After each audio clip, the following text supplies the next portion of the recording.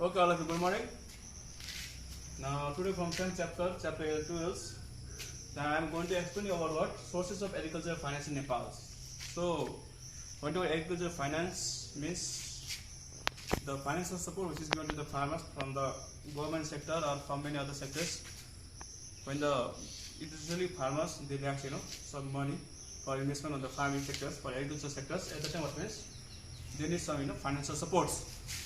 So in the case of our country Nepal, now what are the main source of finance for the farmers? Now if you talk about main source of finance in agriculture sector in Nepal are I have given two sources. Main number one is formal or institutional or organized sources, and number two non-formal or non-institutional or non-organized sources. So first let me explain about number one. Formal or institutional or organized sources.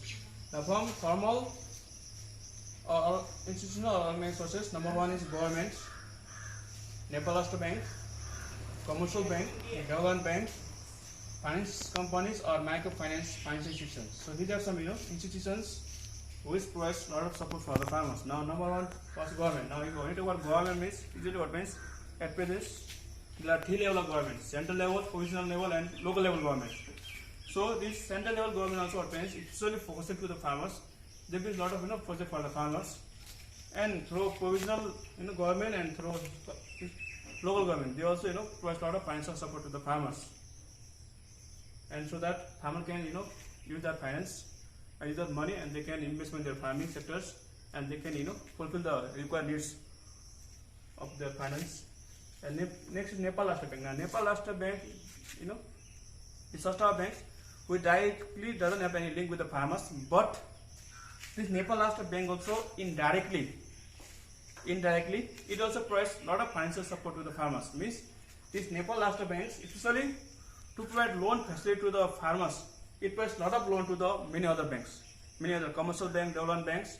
So with the help of that money, with the help of that loan to different bank, so the farmers of Nepal they can visit to different type of bank like commercial bank and development banks, and the money which is provided by the Nepal Rastra Bank to support the farmers through this development bank and commercial bank, they can grab that money and they can use that money for agricultural sectors. Next, commercial banks, which at present commercial bank also especially agricultural development bank that also comes under commercial bank in Nepal. So when you talk about commercial bank means this also bank. They also what means at present providing a lot of support. They also trying to do a lot of investment in the to the farmers, to the agriculture sector. So when the farmers lacking any money, means they also can visit to these commercial banks and they also can take some loan at the time of requirements. Similarly, development bank. Now, whenever development bank means usually this development bank what means they also work for the development of industry, agriculture, for the infrastructure, for many other also, for usually for rural areas also. So it means this development bank is usually talking about what? Those development banks which supports agriculture sectors.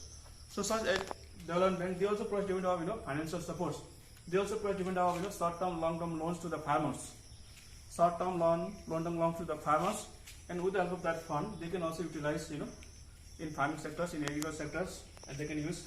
Next is talking about finance companies and microfinance institutions. Now in Nepal, along with this bank and government sectors, there are also many financial organizations and financial institutions and microfinancial institutions, like talking about cooperative organizations.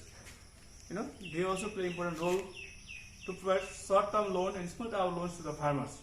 So any farmers when they need some money or fund to do investment on their agricultures to their farming sectors, at the time they also can take help or financial support from these microfinancial institutions and financial companies. Now I feel this first one. Now talking about non-formal or non-institutional or unorganized process. So this means there are such of sources which are not also formal, not also institution, not also organizations. Like number one, you are talking about friends and relatives. Now sometimes what means usually at village areas, usually remote areas, rural areas, what means some people what means usually the farmers, if they lack some money at that time, they also take support from their friends. They also take support from their relatives. Suppose someone need money, so some people they doesn't have knowledge also how to go to the bank how to link with the bank. So what they do that, they request their friends, they request their relatives, give me some money after the investment on my field. Usually I have to buy some fertilizers, some insecticides, pesticides. So I have to spray on my field. Now village money lenders and lender. Now usually what means there is also tradition. This tradition which is also found in Nepal, not from now, since long times. So there is also some money lenders in our villages. So those money lenders, what they do, they also lend to the farmers some money at the time when the farmers require some money. But this type of money lenders are very dangerous, because this type of money lenders usually what means when they provide loan to the farmers, they doesn't provide loans in small interest rate. They provide loan to the farmers in high interest rates, which is very dangerous. So this what means farmers can take a lot of advantage from this type of money lenders. Now merchant and traders. Now merchant traders means usually what means there are also some merchant and traders in our markets in our locality. So they do buying and selling activities of the crops usually that the farmer produce, like paddy, maize, So this type of merchant and trader also what means sometimes usually pre-harvesting means the time before harvesting. At the times usually farmer lacks some money because they use many type of labor for their field inside their field. So to provide money to the laborers, what means in pre-harvesting times they take some money from those merchant and traders. And when those money is given to the farmers by this merchant and traders, what means they gives money to the farmer in very less price set. This is what means. So for example, let's take example of paddy. Now paddy, so usually in the context of Nepal, we harvest paddy in the month of Mangsir, Pous, So sometimes farmers, when they use those, laborers to harvest the paddy, what means at the time immediately they may not have money with them. So what means to provide money to those laborers, what they do that, they take money from traders. So when they take money from this merchant or traders, by saying that I'll give you some paddy after some days. So at the time what means the rate of that paddy becomes very less. Suppose the farmer after harvesting, if he or she is ready to sell that paddy in the month of Pous or March, but to provide money to the laborers, if he takes money from the